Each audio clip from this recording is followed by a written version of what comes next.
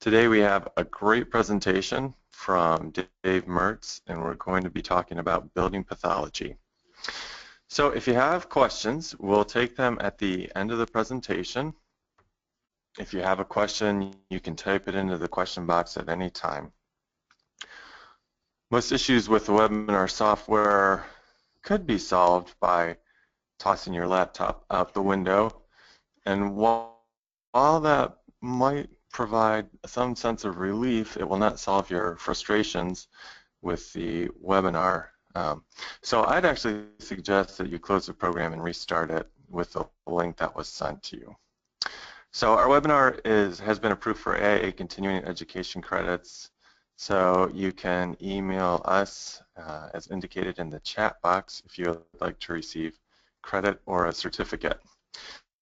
Today's presenter is Professor David Mertz from Belmont College, and Professor Mertz continues to serve as the director of the Building Preservation / Restoration Program at Belmont College in St. Clairsville, Ohio, a post he has held since the program's inception in 1989. The Belmont program is seen as a national model for trades-based technical education in historic preservation and has been copied across the country. Mr. Mertz has been an active participant in the development of historic preservation on a local, state, and national level. He served 4 years as chair of the National Council for Preservation Education, the consortium of colleges and universities that offer undergraduate and graduate programs in historic preservation, and 4 years as the chair emeritus. He served on the advisory board of the Preservation Leadership Institute of the National Trust for Historic Preservation and the editorial board of Preservation Forum, the nation's scholarly journal on historic preservation, and has authored numerous articles in national publications relating to trades education. He served as a board member and vice president for both Heritage Ohio and the Ohio Preservation Alliance, Ohio's 2 statewide preservation nonprofits. I can't believe I just said that. Mertz currently serves as the board of the Preservation Trades Network and was awarded the 2014 Askins Lifetime Achievement Award for his contributions to the preservation trades. Which, if you know anything about that, that is really a great honor to receive. He is a graduate of Kansas State University with a bachelor's and master's degree in architecture and a certificate in regional and community planning. Mertz lectures frequently on building pathology and American architectural history. With that, I will hand this over to Dave. Thanks, Frank. Okay, why is this not there? It goes. Today we're going to cover a number of areas: foundations, masonry, wood, a little bit of paint, a little bit in metals, talk a little bit about windows and some roof and gutter problems, kind of the standard stuff that you're going to run into on historic buildings. Unfortunately, it's only probably about a 45-minute, 50 minutes seminar. Yeah. So we're not going to get real deep into this, and if there is a topic that you find that you'd want to know more information about, talk to Frank afterwards, and maybe we can do another webinar in the year to come or so on a very, very specific project or a problem. So today we're going to start off with talking a little bit about foundations because obviously they're what hold the buildings up. Soil, buildings are built on soil, and the soil has to be compacted. And if it's not, then we have what is called differential settlement. And what that does is it causes the building to lean or potentially to lean to one side. When that happens, you start getting things like this. You start getting cracks that occur on the building. So cracks today we're going to talk a little bit about. They're like headaches. They're telling you that something's wrong. It can be due to thermal expansion and a relatively minor problem, or it could be very, very serious. And so if you've got significant cracks occurring and they weren't there before and they're new to your building, it would probably be a good idea to bring in a structural engineer or an architect to take a look at it and give you some recommendations regarding what to do with the cracks. Here's an example, a picture basically that just shows how upward movement of the footing or pressure on the sides of the wall can begin to cause your foundation to have cracks in it, your basement floor to be humped. And these are all typical problems that occur in historic buildings. There's a lot of activity going on around your building, from highway traffic to, out in this part of the country, we get a lot of underground mining and drilling. You've got potential for water pressure to be on the sides of the house like that. So there, just because it was fine for many, many years doesn't mean it's going to be fine ultimately forever. Another example of what we call a step crack in a foundation as it begins to move. Buildings on this side of the state also, St. Clairsville's on the east side, and we're relatively hilly compared to most of the other parts of Ohio. So a lot of buildings are built on hills, and we see a lot of foundation movement at this side of the state because of slips occurring under the footings. Water, I guess if you take anything from this webinar, remember that water is probably the biggest problem that historic buildings ultimately face. And we've got to deal with above ground water, and we've also got to deal with below ground water, the aquifer. This slide shows you how rising damp works. If the water table begins to rise, your foundation will actually act like a straw. And I'm sure you've all at some point in time put a straw in a cup from a fast food restaurant and had the soda or the iced tea or something pop out of the straw. And that's due to the pressure differential that occurs inside the straw and on the top of the cup. And your foundation is kind of like that straw. And as water is being pushed down over a greater area, it's going to force it up into the tube by capillary action. That is basically your foundation, and you have water rise up in the foundation. A lot of historic homes that have sandstone foundations that have fairly porous foundations often will have this problem where you'll see it get wet. And it'll be a seasonal issue. It'll get wet for a while and then it won't. The only way really to stop that from happening is to get rid of the water, which may or may not be an option, or B, to go into the, and I don't know, can they see me put the pointer on there? Yeah. Okay. You can go in on the base here and insert, usually they'll insert epoxies into the foundation. In the old days they used to use lead. To create a barrier so that in essence, the straw won't work anymore. Here's another, a lot of the companies that are out on the market today that are selling dry basements are going to come in and they're going to build something similar to what's shown on these slides, where they're basically not solving the problem of rising damp, but what they're doing is alleviating ultimately the water that's getting into the foundation and taking it out or pumping it out of the building. Another example of a failed footing, very common, you will see around here a lot of retaining walls and other fence posts and things that will often fail before the building does because their footers don't go down deep enough. Most footers should be below the frost line, and often when they're doing landscaping elements and things, the footers are just below surface. And eventually what happens is water gets under them, it freezes, and you begin to get heaving that's occurring. All these things cause things like floors to slope. In this case, this is a example of a masonry wall that has begun to bow.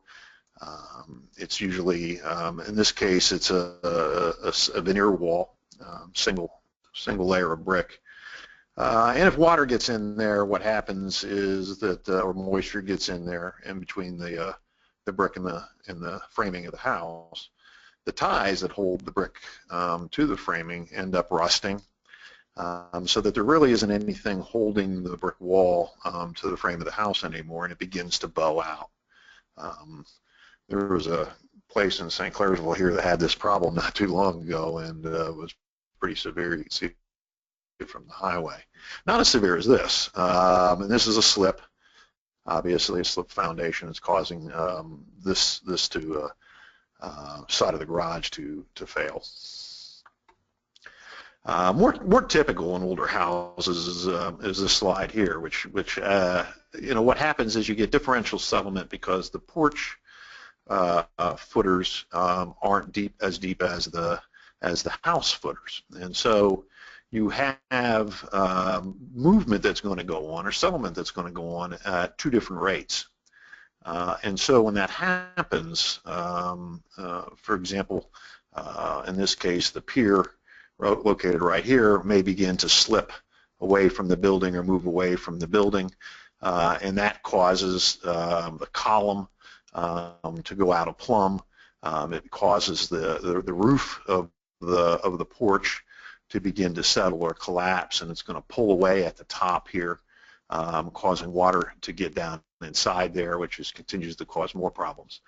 You know, another lesson to take away from today is as you begin to see that you have problems, really, if you can afford to do so, you need to address them immediately. There was an old commercial on TV that said, "You pay me now or you pay me later." And with old houses, that's kind of the way it is. I mean, you know, certainly if you started hearing knocking sound in your car, the best thing to do would be to take it to the garage and find out what's wrong with it. If you don't do anything and eventually your engine freezes up, it's going to cost you thousands of dollars more to have it fixed than what it would have initially. And that's probably true in a lot of situations with buildings. Landscaping needs to be addressed. Most houses, most historic homes shouldn't have anything, any landscaping material ultimately around the foundation. And usually, you know, some flowers and plants are okay, but the big problem that occurs is when nobody takes care of the landscaping or is allowed to grow uncontrollably, and then the roots begin to get into the foundation or begin to undermine the foundation. In this case, they're undermining the porch, and then the tree just continues like this, continues to grow and grow and grow, and eventually becomes a significant or serious problem that needs to be addressed. And it's not an easy problem to solve. Let's look specifically at masonry. Today we're going to talk a little bit about stone and brick deterioration, general weathering, acid rain, and the difference between efflorescence and subflorescence. Talk a little bit about mortars, and then eventually about cleaning. And I'm going to start out by talking a little bit about mortars. There is a difference. There's two major types of mortars that are used usually with historic buildings. What we would call hydraulic mortars or cement mortars, where the mortar itself reacts with water to harden. These are more modern mortars that were made popular with the use of Portland cement probably in the last quarter of the 19th century. Prior to that, we used significantly what was called lime mortars that were derived either from limestone, crushed limestone, or from seashells. Lime, when dried, it's burned and the moisture is driven out of the limestone, and you have what's left is what's called calcium oxide or quicklime. That quicklime is then hydrated and dried out again, and it's got a little bit of water added to it, but not enough. And when you get it out on the job site, they'll go ahead and add water to it, sand, and that's put in place, and over time then what happens is the lime absorbs carbon dioxide out of the air and it becomes calcium carbonate again, or limestone again.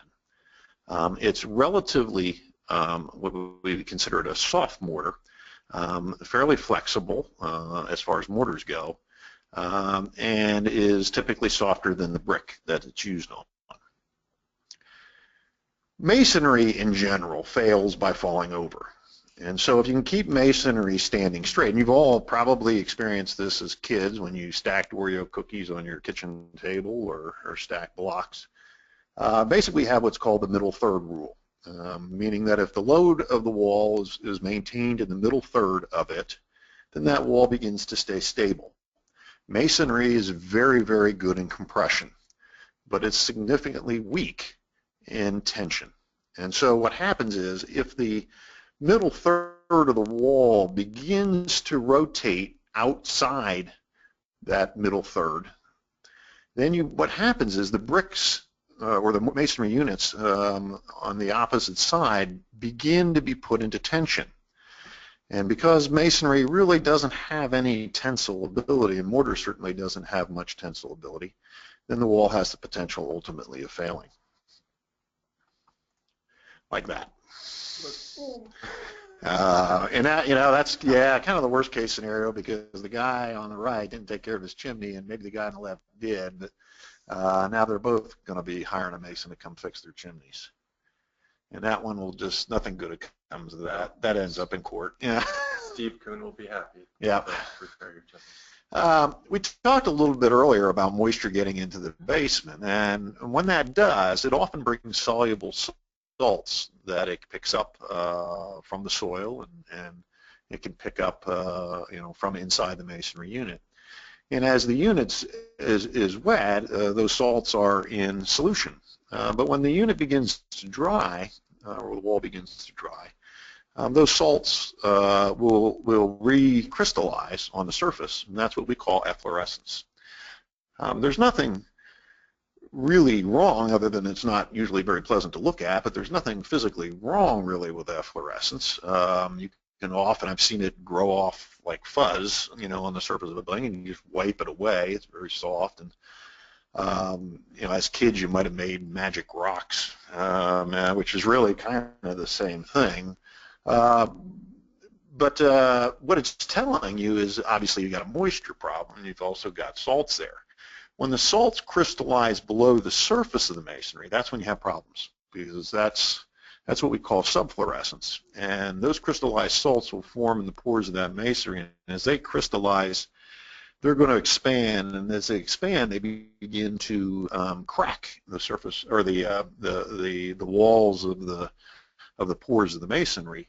And eventually what would happen is it would cause the masonry to get what is a real technical term we have in the field called punky, meaning that basically you can just begin to scrape away the masonry with your finger, and that's obviously not good.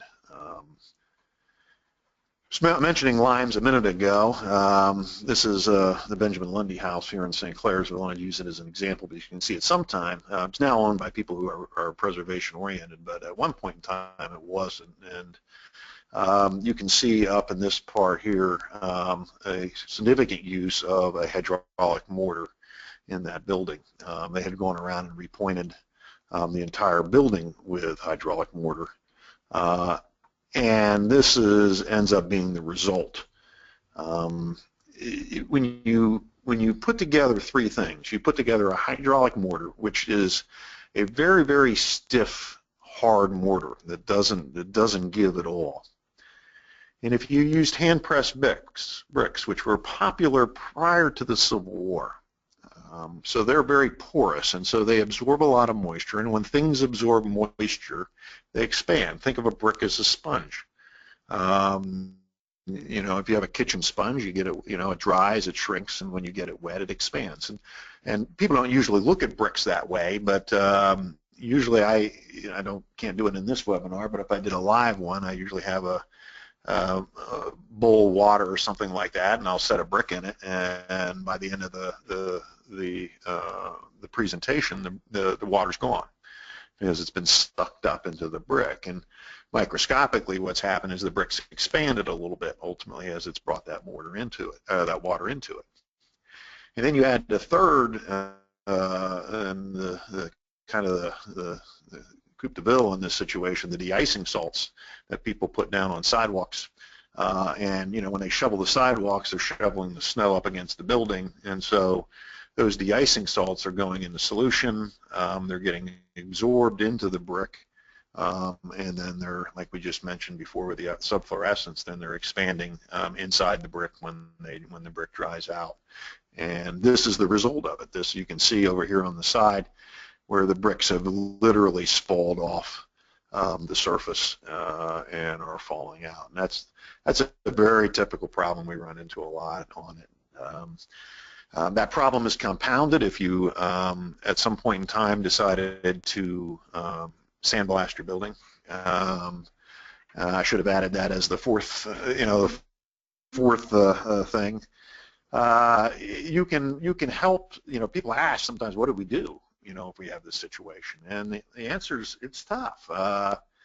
You can put a siloxane sealer on the surface of that. That will help keep the moisture from penetrating into it. That has to be reapplied like every 2 years, I would say, 2 to 3 years, which kind of beats the whole reason for having a masonry building. But I mean, that would help. Obviously, good or better maintenance practices, and not shoveling the snow up against the building will also help. In terms of getting that Portland cement out of there if it's already in there, that's a difficult process. It's not easy to do. I would definitely, if you want to get that out of there, you're going to have to hire a professional to do it, because it would have to be literally ground out, and that's not easy to do without damaging the brick. Normal weathering will take its toll, especially on walls that are often exposed to greater wind speed and moisture. This is just a parapet wall where you can begin to see here the bricks have begun to fail and begun to come out in places.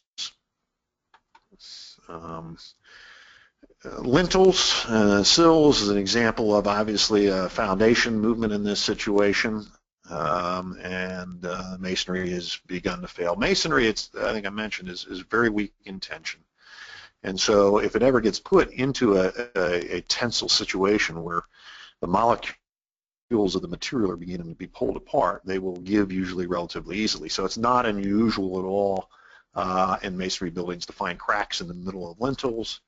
And also you can see up in the upper right hand corner here in the middle of sills.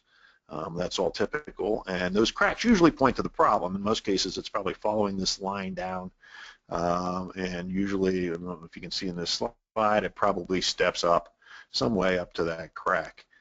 As the building's trying to relieve itself, basically. It's being put in tension. It doesn't want to be in tension, and it's going to try to relieve itself. Just like if I got up behind Frank here and I took his arm behind his back and I just kind of pulled up real hard, he's going to move around and squirm and do whatever he can to get out because he's not going to want his arm broken. That's what a building's doing, basically in that situation.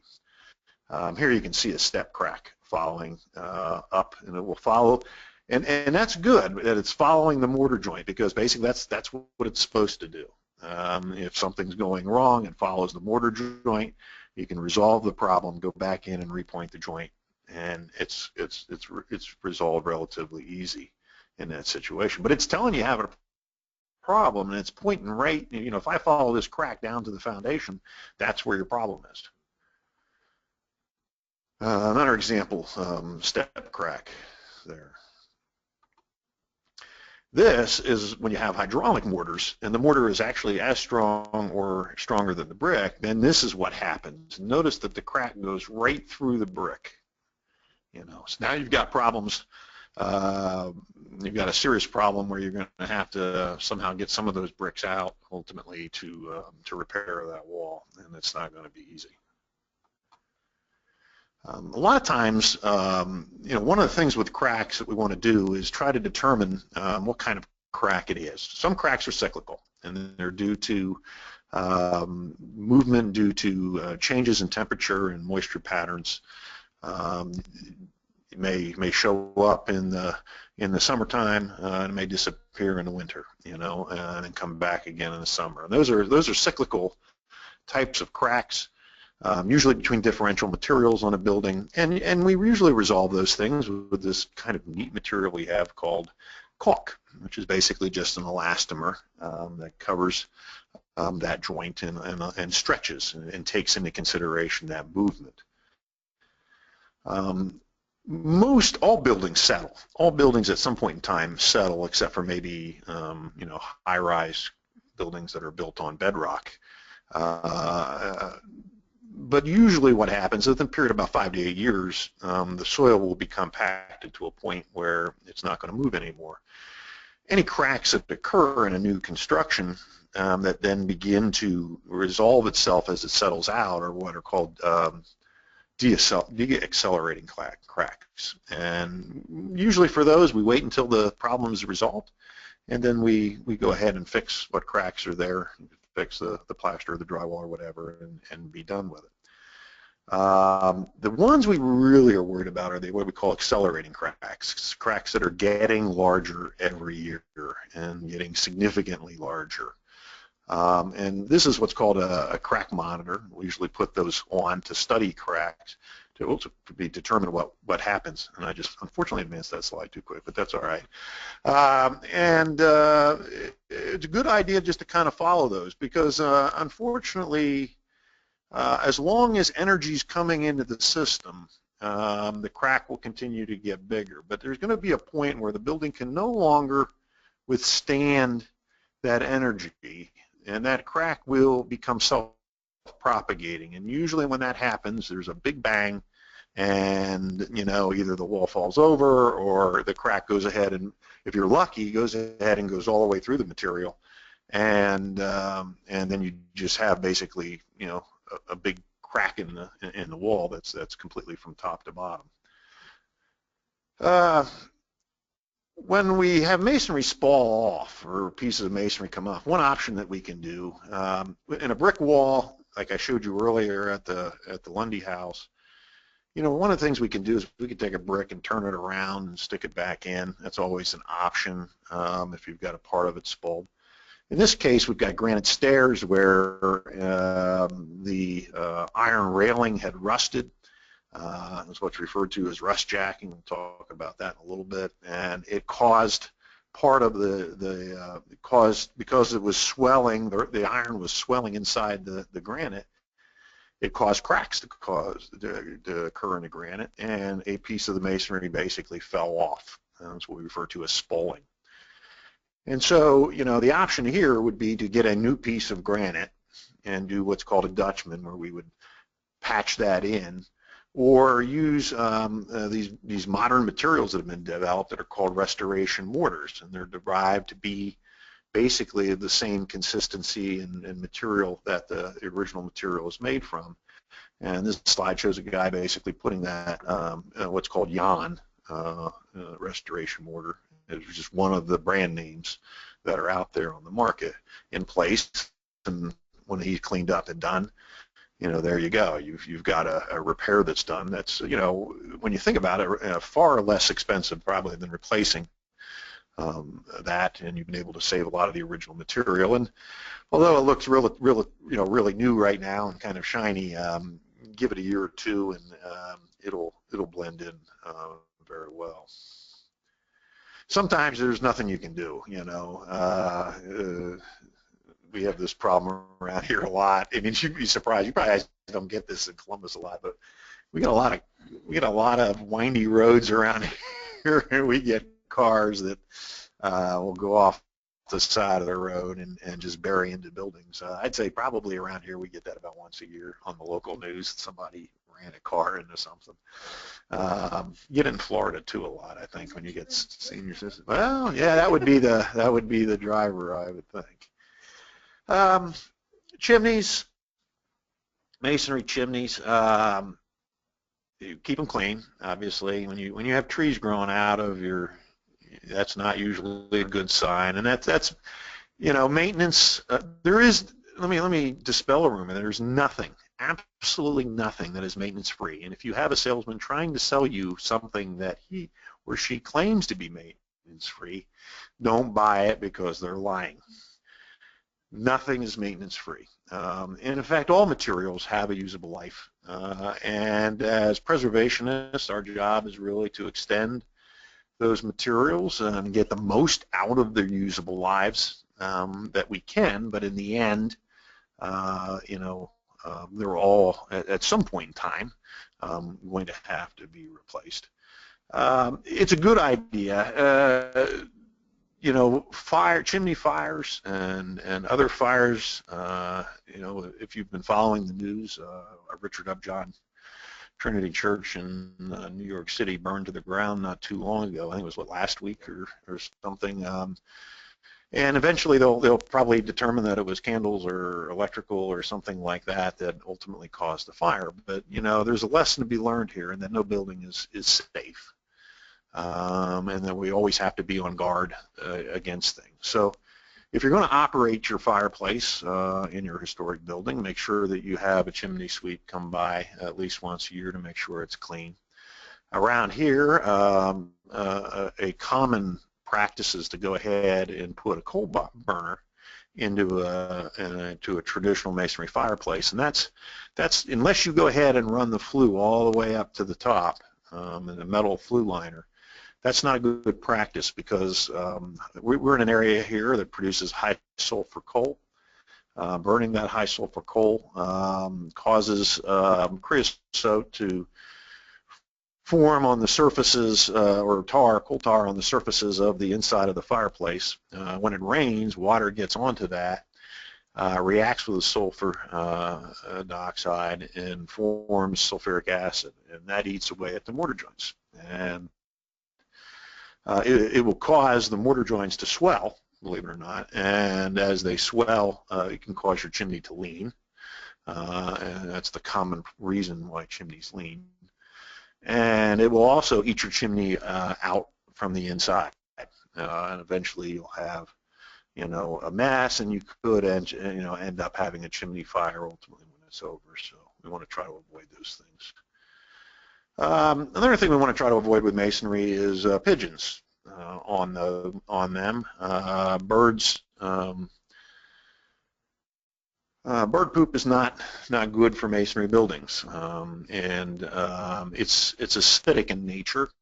And although sandstone generally is fairly good against acidic environments, limestone isn't. And so we want to make sure that we don't have birds landing on them and pooping on them and eventually getting moisture and rain on that, which will cause accelerated deterioration of the masonry. So this is just one example of many options that are available. You can go online and look for solutions if you have a bird problem, but porcupine wire is at least one solution. Although I do have a picture of, I didn't put it in here, in Chicago, looking out a window of a building with porcupine wire and showing pigeons kind of around it. So let's switch gears a little bit and let's talk a little bit about wood. Wood rot. Really, when we say wood rot, what are we talking about? Really, what we're talking about is fungal damage in wood, the growth of very, very small microorganisms in wood. It can be a weathering problem. Water is exposed, when wood is exposed to moisture over an extended period of time, it begins to wear away at the fibers of the wood. But fungal growth will eat the wood, and so this is what we refer to as rot. Wood's made out of cellulose, hemicellulose, lignin, and then there are extractives in the wood that give it its smell and its color. And usually the different types of rots will go after different aspects of the wood. But it will begin to eat it away. For rot to occur, you've got to have a number of things present. You've got to have air, because it's a plant, so it's breathing in basically carbon dioxide. You've got to have moisture. It's like any other living thing; it needs water to survive. It needs spores, which there are hundreds of thousands of them in the environment. We breathe them in every day. You need to have a temperature in a relatively stable range. Usually above 80 degrees, rot isn't going to be too active, and certainly below 50 or 60 degrees, it begins to be reduced in its activity. But it doesn't mean that it can't exist above or below those limits. And no, this is the mistake I make. I start listing a list, and I don't have the list in front of me, and now I don't remember what the, oh, it's got to have food. It's got to have food, and that's the wood. Some cellulose. That's the wood. Yes, delicious cellulose. And I always sit back and say, and this is true, you know, as we start talking about insects, what would you rather have, a nice dry steak or a nice juicy one? And insects want a nice juicy steak. And so probably the two biggest problematic insects in Ohio are termites and carpenter ants. And this is a picture of carpenter ants. They're the big black ones that tend to be outside. They eat what you and I eat. They eat food. So if you keep a fairly clean house and clean yard and stuff, you shouldn't have a big problem with carpenter ants. They only tunnel through the wood to create a nest and to move around ultimately the space of the house to gain access to where they can find their foods. So their tunnels are going to be clean. They're going to push everything out of the tunnels so that they have free passage of movement. Some people will see that and think it's in the lower right-hand corner here and think that's a termite, but it's actually a carpenter ant. And carpenter ants will grow wings after about 2 to 3 years. If a colony is infested for that period of time, then they're going to start having wings as they will fly off to start another colony somewhere else. And here's a you know, the carpenter ant has what's called a pinched thorax, and the termite doesn't. The termite also has straight antenna, where the carpenter ant has pinched. Termites, especially what are called subterranean termites, the type of termites that are around here, will either find a way into the foundation underground. So if you have cracks in a foundation wall or anything like that, you're giving an opportunity for termites to enter. What often happens is that they will go ahead and create these what are called mud tunnels on the outside of the building in order to go up from the ground up into the wood at that point. People landscape, the biggest mistake they make is they build landscape planters around the outside of the house. They fill that all up with soil, and it gets it that much closer ultimately. And in some instances, I've seen it where they've actually covered up or begin to put soil above wood levels, and now you're just asking for trouble at that point. And I mean, they can do tremendous amounts of damage. Both carpenter ants and termites can do tremendous amounts of damage. The program here had a house in Brookside. Frank, did you work at the house? The mud sill there was about a 10 by 10 inch piece of solid timber, and I would say that the carpenter ants, the building had been vacant for about 10 years, and it had been infested with carpenter ants, and they had eaten out about 3/4 of that. You could literally take your hand and just push it right through the 10 inch by 10 inch mud sill that was so badly eaten at that point.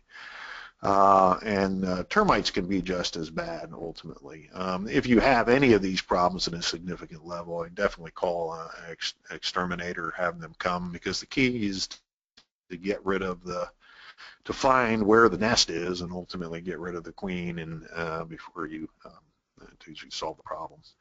Once the problem is resolved, you can go back in and stabilize the wood.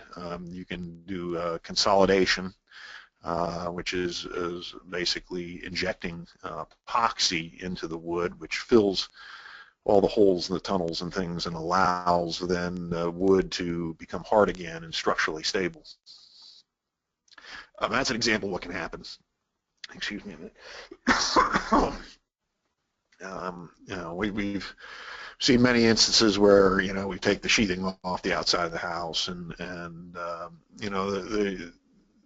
generally cedar clapboard houses are not going to be the clapboards aren't going to be attacked, because cedar is pretty resistant to termites and carpenter ants, but the studs and other wood components will be eaten away.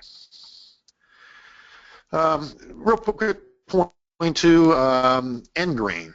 When it comes to moisture, when you have wood, wood is kind of like a straw too, and that the grain of the wood is usually oriented longitudinally, and that end absorbs moisture much quicker than the face of it. So if you took a straw, stuck it in your soda, and sucked moisture up the straw, you could do that pretty easily. If you take the straw, lay it sideways, or bend the straw and stick the bent part down in water and try to suck it up, it's not going to go in through the plastic. Okay, and that's kind of how face grain works. It will come in a little bit if you get it, water sanding on it for an extended period, but end grain really is where you're going to have a lot of your problems with your rot and your moisture problems in historic buildings. And so I know as a practice that we've done, I wouldn't say relatively recently, but for the last number of years, when we take windows apart, one of the things that we do is we always consolidate epoxy, the end grain, of the window components in order to make sure that they last, ultimately a little bit longer. The big area where I see this most is cellar doors. These are usually, the old days when you got your cellar out through the outside, you had the stairs that go down to it, the door sits down there. Eventually what happens, the drain clogs up, moisture starts to come up, and it gets sucked up into that, and you can see here, it's just rotted away and eaten away at that wood. At that point, there's really nothing left there. We can scab on, we take the door off, scab a new section onto that, or we may be able, and it's not that bad to epoxy fill that a little bit and build that out, or they may just go ahead and replace ultimately the whole thing.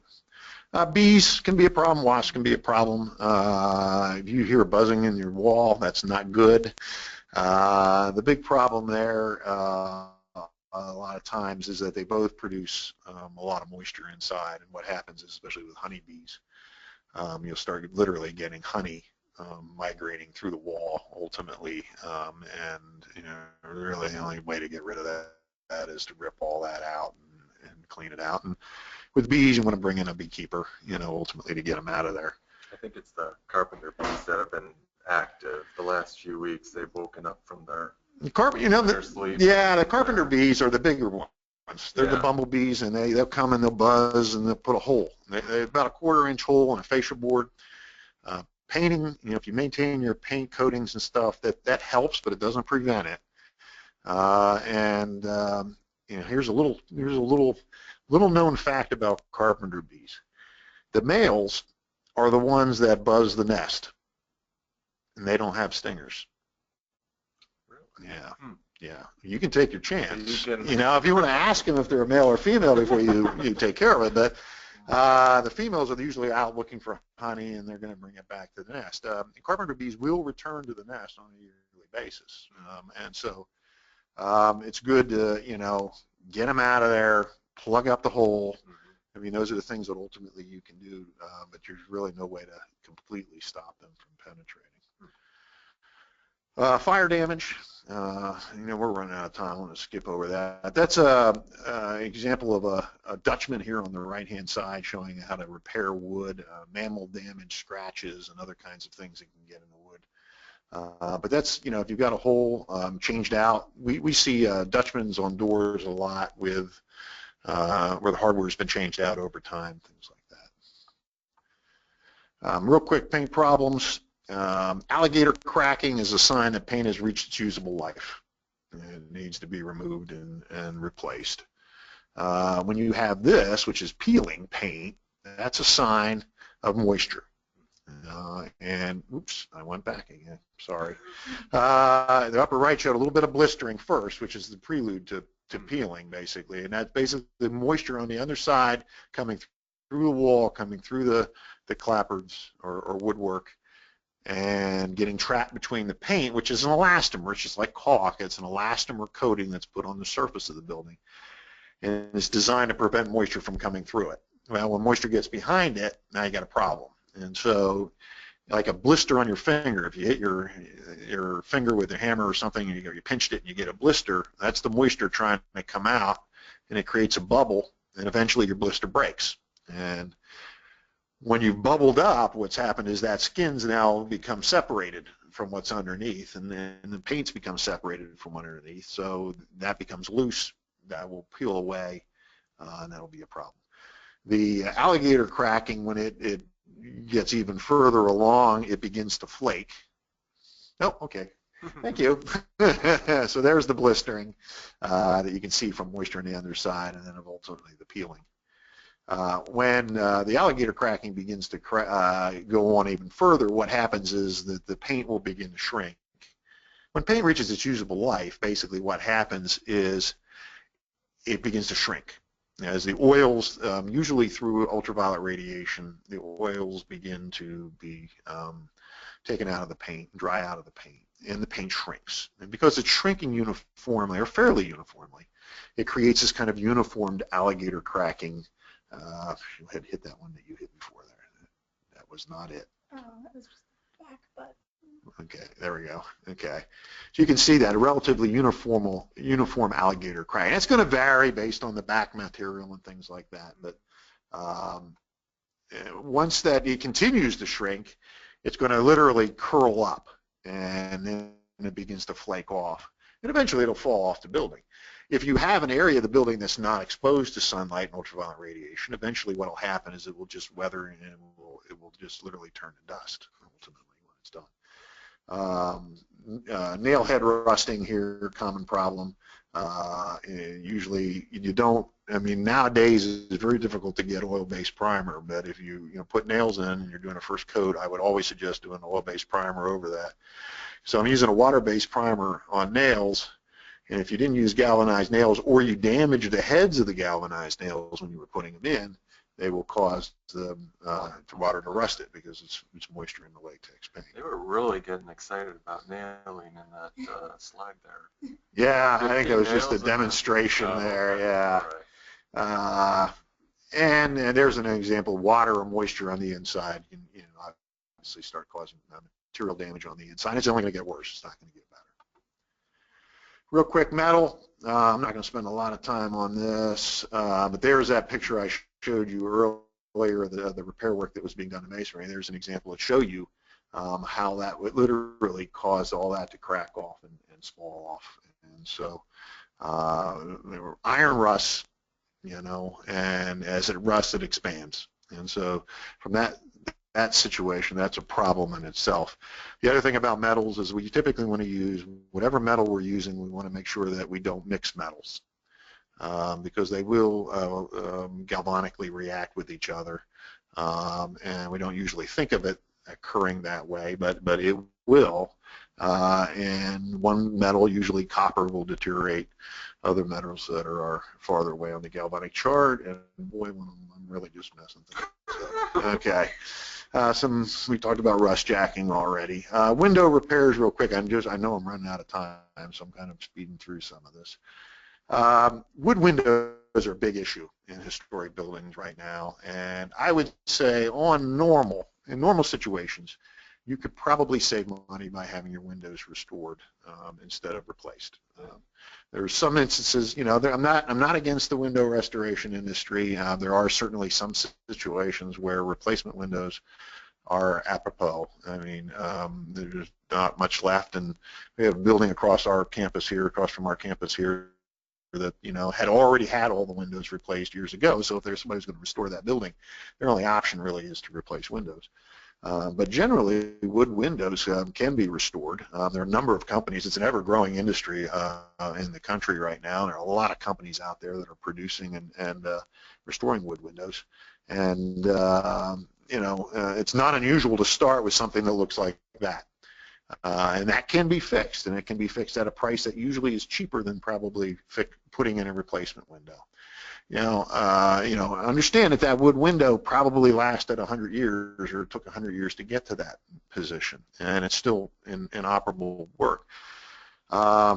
Replacement windows that are made out of latex or out of plastics don't have quite near that kind of lifespan, and so better idea to fix the wood windows. That can be done relatively easily.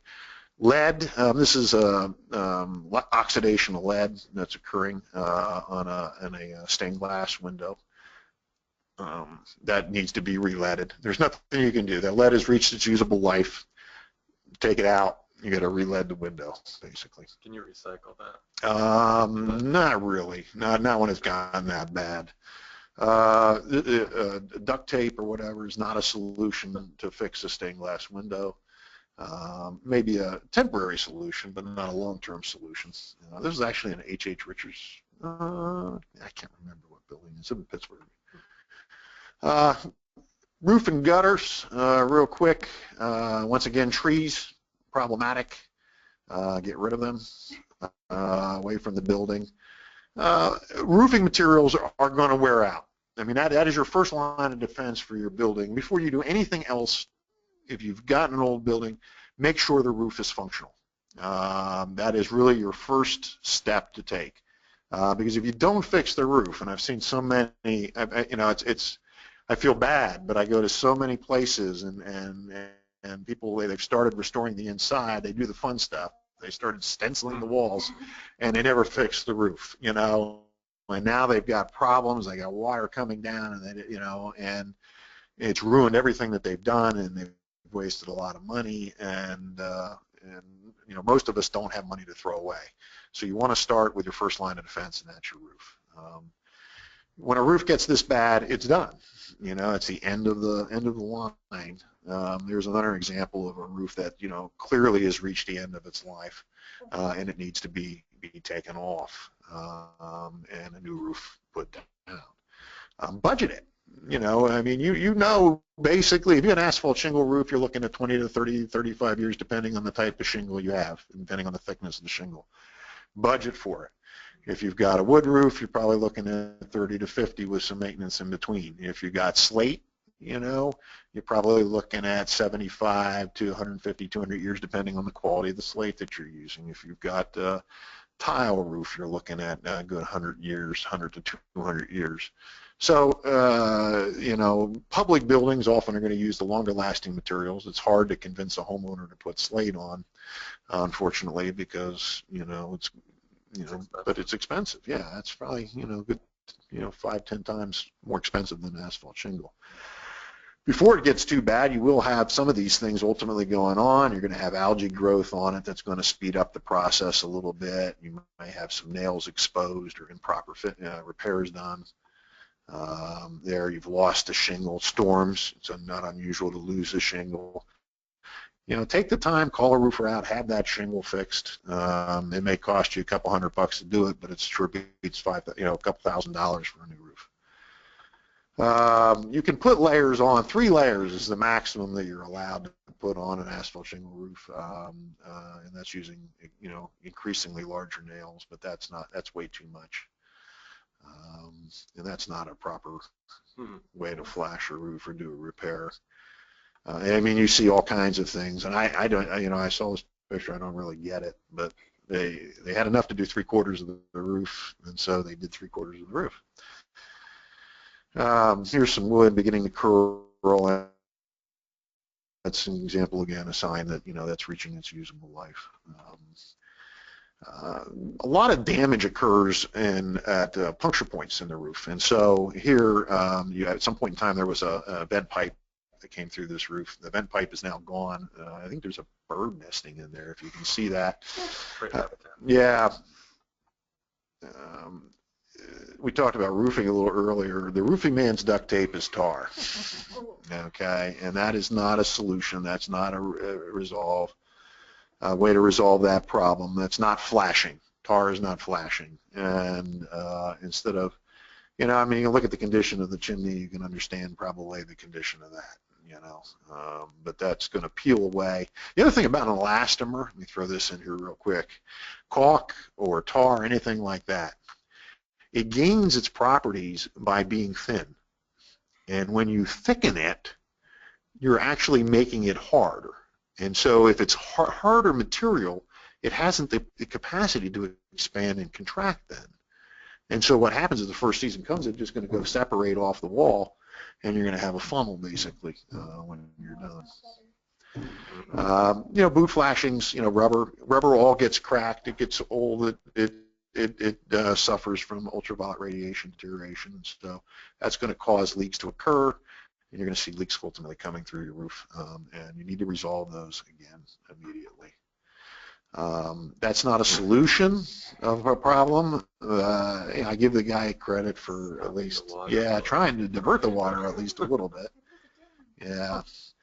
Ice dams are all problems in historic houses, and they occur when heat is able to melt the snow, yet when you have the eave is frozen because it's outside the body of the building. And so basically the ice builds up on there, the snow melts, it creates water, which then works its way back up underneath the shingle and begins to absorb into the building, and as you can see, the wall gets wet. And I've had situations where, you know, literally buckets underneath and water just pouring in the wintertime. Pretty icicles. Yeah, yeah, well, that's what you get. You get the icicle. So another example of it. They can put an ice shield in, and the idea of an ice shield is to extend it way up so that you don't have that happening. That's what you get. Oh, there you go. And you can always drive around and you can tell or look in your building if you see this, which is basically melted snow, and you see roof, that's not a good sign. You know, you want to, in the wintertime, you want that snow to look, you want your roof to look like it came out of a Thomas Kincaid painting, you know, completely covered. Ponding on roofs, not a good thing. If you've got flat roof sections, that leads to water and moisture ultimately coming through. And you know, downspouts have a purpose, and in this case, you know, obviously wind is blowing the water back and it's soaking into the stucco, and that's ultimately causing problems there. Clean your gutters out on a regular basis. Like I said, maintenance is important, you know, and I always laugh at this. They instead of putting a gutter all the way around, they must have put the air conditioning unit and they put one piece of gutter on just to keep it that way. Yeah, yeah. Downspout returns at the bottom are important to get water. You got to get water away. Remember, we started off talking about water problems. Getting water away from the building is essential, and so you can use landscaping to do that. You can certainly use gutters and drainage ditches or drain pipes. Anything to get water away from the building is going to be beneficial ultimately to you. This is about the worst thing you can do, because you've got, now what you've done, you're better off having no gutters or downspouts than to have this, because now what you've done is concentrated your water all at one point, and it's going to wash away, cause problems, already causing problems in the stucco coating on the surface here, and washing it away. And sometimes some people just don't get it. You know, and nice little dam. yeah, I thought this was a good way ultimately to finish things up. So maybe, yeah. So, questions? Great.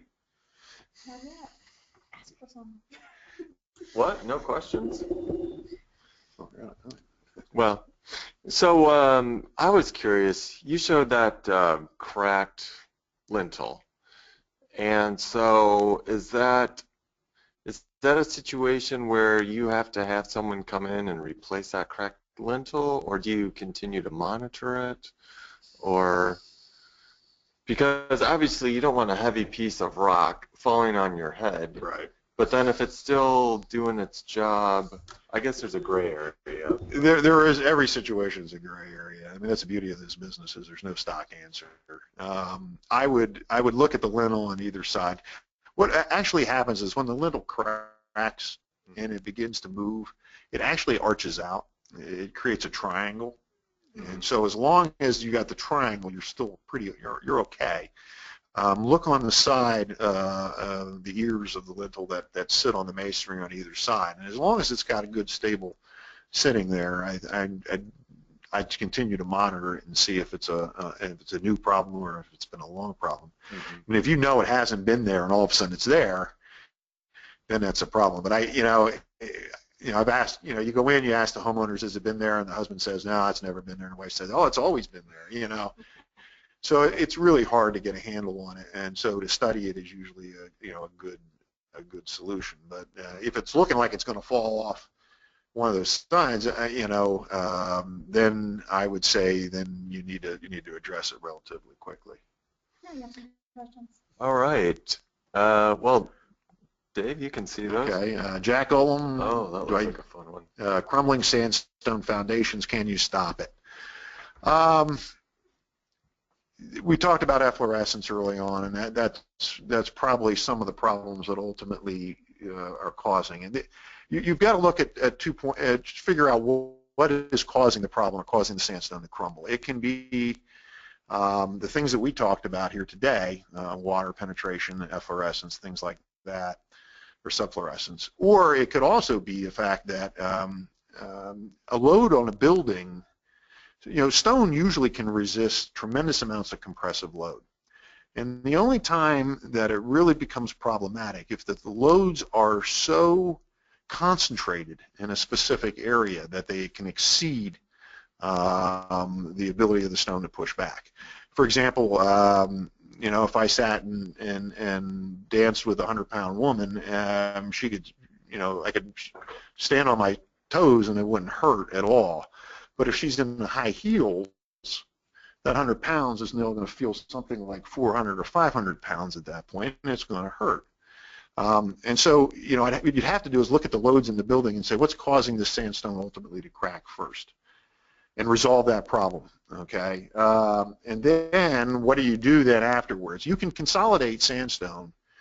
The problem with consolidating stone is that the consolidant is going to be kind of a glossy kind of finish to it, where the stone doesn't have that. So what I would suggest, Jack, would be to consolidate the stone. After you resolve the problem, consolidate the stone, and then using the Rayon restoration mortars or any other kind of restoration mortars that are out there, build out the sandstone then that's been damaged. If it's a small amount, you can do that. And if it's a larger, at some point you've got to look and say, is there do I need to replace this piece of sandstone or not? A lot of it just comes down to finances. Next question. I think I have to leave to fix my gutters. Running off my roof and just falling my brick in the front door. By the front door, the gutter has a gutter topper that causes water to run over it and not into the gutter. Should I take the topper screen off? I have yet to find a gutter topper that works. I haven't.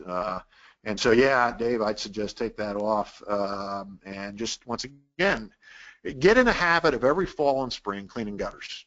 And if you're getting too old like myself to do it, then you've got to find somebody ultimately that does that. And I've suggested to a lot of my students it's a great business to get into, especially somebody that maybe has a lawn care business, to expand out a little bit and get into doing that for a couple $100 a year. Will come in and clean gutters. I used to have a brother-in-law who was a roofer. He'd come over and clean my gutters, but don't have that anymore. Let's see. Jennifer asks, how about bees inside of a brick chimney or a wall?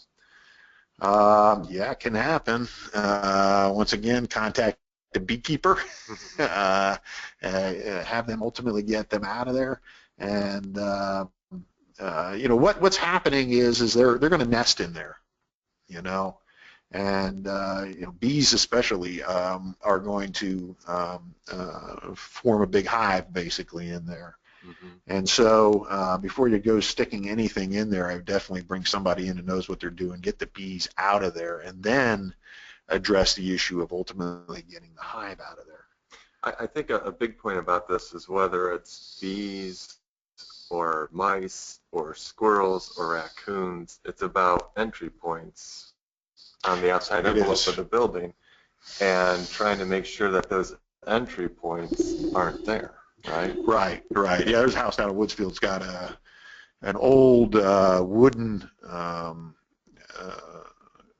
siding that's designed to look like stone, and it's tongue and grooved into place. And what's happened over the years, because it's old and it wasn't always maintained and painted well, is some of the grooves, some of the components of the groove have broken or cracked along that groove area where it's very thin and have broken off, and it's allowed,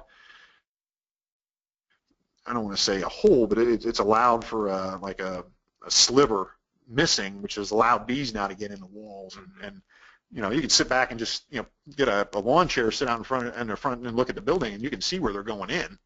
You know, there lies your problem. Aaron asked, can you touch on fire damage? If a house has had fire in the past, what remediation is important to ensure stability of the structure? You know, timber frame buildings are, and timber frames do have a fairly high fire rating because they will scar, what happens is the fire burns on the outside of the wood. The wood or the exterior of the wood begins to shrink a little bit and it carbonizes. And it creates kind of a layer. And you know, if you've ever thrown logs, try to start a fire with a big and full log, it's really, really impossible. It's kind of to do that. You got to split it up and break it up to do it. If you've got, you know, if you're talking about 2x4s, really, you know, you'd have to really look at it. But my guess is that, you know, it's probably damaged enough that, you know, if it's burned through enough, it's going to go relatively quickly and there's not going to be much ultimately left of it. I would say, Aaron, without looking at your building or having some pictures to look at or anything, I would suggest that you would contact an architect or an engineer and have them take a look at it. You know, there are components of the building that are not structural, and you know, that may be fine. And there are components of the building that are structural, and they were going to be able to have to look at that and to tell. A kid I used to coach in basketball when he was in 5th and 6th grade. I ran into his parents this weekend, and they had me go over. He was taking out a wall, and then all of a sudden decided it may be structural. And yeah, and so I went over last night and looked at his house, and luckily it's not, I don't think it's structural. I mean, I looked at it and I think he's pretty safe, but I think we're going to leave 2 supports in there just to make sure. But it's great to know when to call the expert, right? Yeah. Well, and like I said, you know, there's not a set answer for all these things. Unfortunately, you know, you've got to look at it. David writes, our house has belonged to an older woman who went into a nursing home in summer, and winter came and broke pipes flooding the house. They rehabbed the house before we bought it. Any suggestions other than moving to watching for hidden mold and deep water damage? If it was resolved relatively quickly, Dave, I don't think there should be a problem. You know, mold will start growing within 24 hours, but if you resolve the water issue, which it sounds like you probably have, it shouldn't be a problem. That might be a situation where there's a couple seasons where it's going to take all of those components to dry out. So well, dealing with flare-ups. Yeah, and in that case, you know, the wall. Usually, when like a restoration, fire or water restoration contractor comes in, one of the things they're going to do is open up the walls a little bit. So they're going to take some drywall off, and they're going to make sure that the walls are opened up and that they can air out properly, and then just ultimately replace, you know, some of that drywall and stuff. And I don't know, once again, Dave, I don't know if this is just, you know, if this occurred in the upper floor, and so you're worried about all your walls going down the side and stuff, which it can be a, you know, specific, you know, it can be a bigger problem than if it was just happened in the basement, you know, or something like that. He said it's been 7.5 years. They replaced all the drywall. Yeah, I think you're in good shape. You're in good shape, Dave. Okay. Super. I just relived my education at Belmont Technical in the space of an hour. That's what I love about this. Thanks, everyone, for joining us on the webinar and for giving us some great questions. Want to let everyone know that our next in the Preservation Month series of webinars occurs a week from tomorrow, the 18th. We'll have Barb Powers from the Ohio History Connection talking about Ohio's architectural history. That starts at 1 o'clock, so I hope you're there to join us for that. This week, our Preservation Month photo contest voting online is going hot and heavy. We've had hundreds of votes, so if you haven't voted yet, go to heritageohio.org. Check out our 4 photo finalists and vote for your favorite. Otherwise, I'd like to thank everyone for tuning in today, and we will see you sometime soon. Right, Pearl? Yep. Right. All right. Thank you.